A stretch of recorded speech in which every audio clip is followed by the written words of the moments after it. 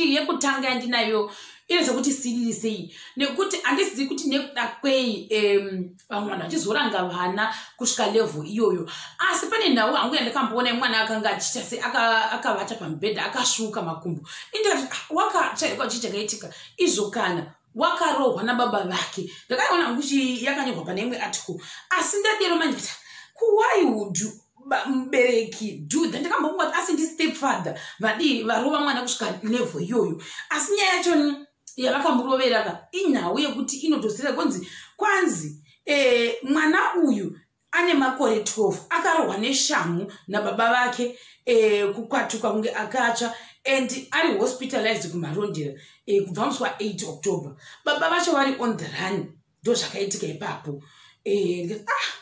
Apapa vari kuti inhau yekuti vangwanzi kumagadheni here vamwe vari ngotaura zvakasiyana siyana. Saka regai ndingogumira pano kuti handizodi kutora details ndisingazonyatsi kuziva. Asi mwana wakabuda shafu dzake dzese dzakatosvuka dzotori maronda nekuda kwekuti wakarohwa nababa vake. Saka handiziva hangu kuti why would people do that kumwana wavo wakabereka, nekuti ndiona sekuti hangu even blood munhu womupamenyu chaichaiyo unotorwa kurwadziwa ukaona mumwe munhu achimushunya kana kumutuka zvotogwadza wozodero kune munhu waukazvara kudero zvogwadza. Zvikanzi nevamwe zvakare vanhu vemasitens be very careful nekuti kune nhau tichiri ipapo kune nhau dzekuti pane masitens aya aite sei aiputswa zvisingamboiti achinzi akavakirwa pasipo. Idzodzo inhau dzekuti unongo chimodzionawo dzichitenderera vanhu vachiputsirwa dzimba vamwe vachasei vachinzi hapana kuapururwa hapana kudii. Saka idzonetsa because hatizozivi kuti chinenge chichiitika kudzitaura taura. Ndobva ipapo toenda pane picture yakatenderera paindaneti kumagrupu akasiyana siyana. Picture yakanzi allocation of stands without proper survey. This house is in Karoi. Was built on top of a water pipeline supply that had to be fixed. Imba inoratidza sokuti hanzi inenge zvayo sebhaba kana takangoitarira. Yakaderoka chifunga yekuti wasimudza midhuri. Wapedza kusimudza mudhuri waisa foundation yese. Wapedza kuisa maconcrete zvese zveshe waiswa paitwa zvese zvaitwa. Waisa matiles. Wapedza kuisa matiles pepe konzizoni imba yako iri pamusoro pepipe. Saka iwe takutodhiga. Vanhu vakatodhiga mumain bedroom kana singari yeshi kune mamwe mapeji aitonzi pipe yachoni iri mukati memain bedroom. Kuri kuti zibedroom ziguruka. Ndokubva vatanga kuchera kutotsirigwa because vaifanira kufikisa pipe. Tikati hakumanaka ende manje zvinozoita vanhu vaya kasikati kuri vanhema vanozoti kana votochera because aisimba yavo havazizi kuti iwe ukahwa sei. Vanonyatsa kuchera zvokunyatsa kuchera madiro aJorgina chakunyatsa kuchera zvokuti iwe unotosaranga uchazira kunyatsa kufunga kuti hey ndopagadzirisa sei. Ende manje I'm trying to understand kuti saka kana vakachera pipe iyi iri kunzi iri mukati main bedroom ndo mairi pipe iyi. Saka zvichafamba sei mini kuti vakutonzi ibvai apa here pane imba yenyu kana kuti vakutongoputsa kune bedroom kuya voita vakaya neimwe zhira vari kuzvambisa sei. Aiwa handinzwisi. Ende ndichiri kurememba zvangu rimwe gore pakamboita zvekudhuzvuka masuweji. Vanhu vakangouya vakachera chitikufikisa toda kufikisa sewage. Jiraho ndokuputswa raputswa jiraho riya rinanga rakakura kuenda mudenga kwakuri pukanya rese vapukanya rese jiraho riya ndokundobata kera chipombi chipaipi chaicha chemasuweji chaida kudhusvika chese tombori panga paine jiraho changa chitoriwo imwe other way round. Ende vanongosiya zvakadero it's none of their business as well because vari kuya kuzita basa vanhu vacho ivo vanenge vanzi cherai.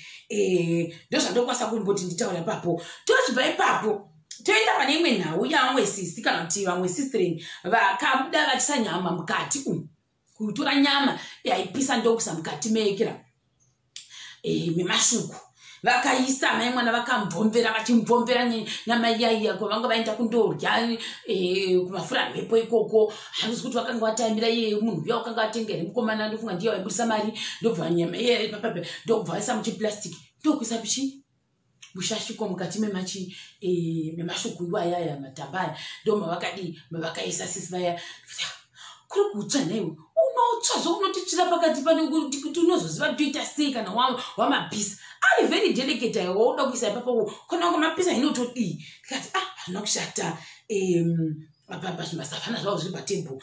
Zvikanzi tengerai vanhu venyu magrocery first musati maenda kunovadhakwisa. Hatidi zvokusvodedzwa isu muone manje ho zvakaoma hazvo zvatichiona mumastreets umu zvikanzi come and see baby zvinzi anotobva kumba kune vanhu here anobva kumba kune vanhu vanototi hecho chimhandara chedu icho zvikanzi vanhu ivavo ndo vaari kuhigira ivo vanhu vacho wafunga nhambo yomba kwavakati why can't I also bring them this meat pane ngodya tega zvikanzi nevamwe imagine munhu woda kuyekera kukupfuudza vachikusesekedza iwe wasadza nyama kudero zvinozofamba sei waniko wakudare wakusesekedza nyama zvinzi akanga mwe nhamo dzekumba kwawo that's good girl go for it nevamwe zvikanzi wangu waguta savana life after Bauer ma1 ipapo inenge iri fishi yaunenge uchimvomvera kuchidero zvozofamba sei zvikanzi anenge wonzwa nekubayiwa matambacho zvikanzi imagine wamutora kufoekera kumasleep over hunga wondosangana nehove kana kuti nemasodla ari mukati mematambai zvikanzi akapusa uyu ko handiti unotarisa both sides here apa ona uyu shamwari chindu akachotora akati achitoshamisika vamwe vakati mwari komborerai veduwe izvatiri kuzviona izvi veduwe kudzimba kune zhari ukasatongwana muzimbabwe aurarame good job sisi magona sikamboiti zvikanzi chiriko chinenge baka yawo iyo yaari kuba iyoyo this is said zvikanzi not even said it or ari kutogona vasikana munenge mune zhara zvikanzi akaitwa apo manatsa kukanzwa here ndikati yo zvakaoma zvikanzi guys I'm laughing but this is heartbreaking shame anoda kuti apedza kudai so wobva watenga huku 10